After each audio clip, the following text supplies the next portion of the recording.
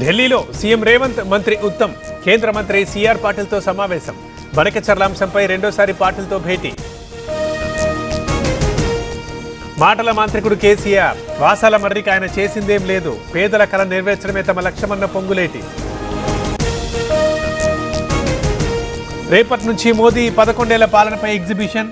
22న imperial గార్డెన్లో వికసిత్ సంకల్ప సభ. ప్రాజెక్టులకు బీజేపీ వ్యతిరేకం కాదన్న ఈటల.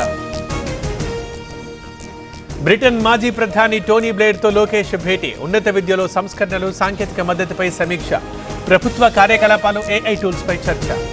చెవిరెడ్డిపై తప్పుడు సాక్ష్యాలు సృష్టిస్తున్నారు. పిన్నెల్లిపైన తప్పుడు కేసులు పెట్టారు. చంద్రబాబు నియంతలా మారన్న జగన్.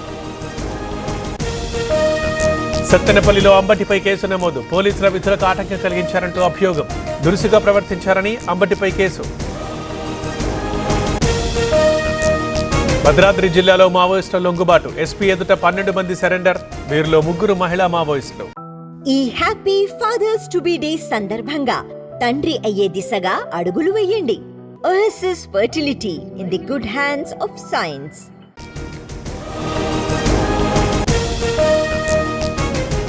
కుమ్రంభీం జిల్లాలో అక్రమ కట్టడాల కూల్చివేత. కాగజ్ నగర్లో ఆక్రమణలు తొలగిస్తున్న అధికారులు. భారీగా మోహరించిన పోలీసులు. ఆత్మకూరు సొసైటీ బ్యాంకులో నిధులు గోల్మాల్. 40 లక్షలు దారి మళ్లించిన సీఈఓ కోటేశ్వరరావు సస్పెండ్ చేసి విచారణ చేపట్టిన ఉన్నతాధికారులు.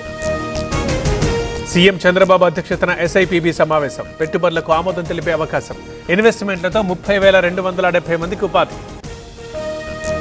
రెంటపాళ్లలో జగన్ టూర్ బల ప్రదర్శనేనా? బెట్టింగ్లో చనిపోయిన వారికి విగ్రహాల? పిసిసి చీఫ్ షర్మిల ప్రశ్నలు. బనకచర్ల ప్రాజెక్ట్ ని అడ్డుకోవాలి. ఏపీ ప్రయత్నాలకు ప్రభుత్వం సాక్షిగా నిలుస్తోంది. బీఆర్ఎస్ నేత నిరంజన్ రెడ్డి ఆరోపణ. సౌత్ గోవాలో బెంగళూరు యువతి రోషిని హత్య. అనుమానంతో హత్య చేసిన సంజయ్ కెపెన్. 24 గంటల్లో కేసు ఛేదించిన గోవా పోలీసులు. దుబాయ్లో టీవీ9 నెట్వర్క్ గ్లోబల్ సమ్మిట్. భారత్తో దుబాయ్ సంబంధాలు కీలకమైనవి. TV nine network MD, CEO Varun Das వ్యాఖ్యలు.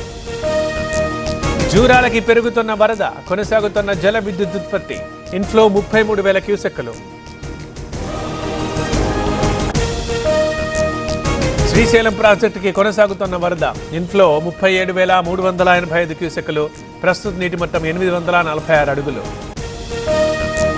గుజరాత్లో కుండపోత వాన. భారీ వర్షాలకు 48 గంటల్లో 22 మంది మృతి.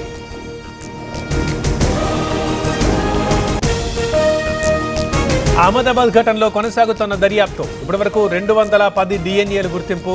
187 మృతదేహాలు అప్పగింత.